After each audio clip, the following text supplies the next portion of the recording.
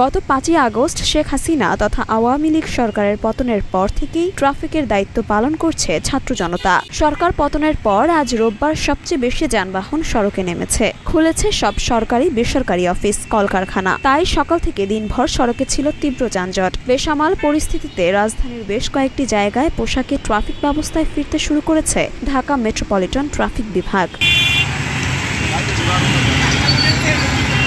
ছাত্র জনতার গণ অভ্যুত্থানের মুখে পদত্যাগ করে গোপনে বোন শেখ রেহানাকে সঙ্গে নিয়ে দেশ ছাড়েন শেখ হাসিনা। কিন্তু মাঝে ঝরে যায় ছাত্র জনতার ৪ শতাধিক প্রাণ। পেশি শক্তির ব্যবহার, সারা দেশে হতাহতের ঘটনায় ছাত্র জনতার আন্দোলনের বড় ক্ষোভটা দেখা দেয় পুলিশের বিরুদ্ধে। শেখ হাসিনার পতনের পর পুলিশের অধিকাংশ কর্মকর্তা আত্মগোপনে চলে যান। ভেঙে পড়ে চেইন অব কমান্ড, মুখ থুবড়ে পড়ে পুলিশিং।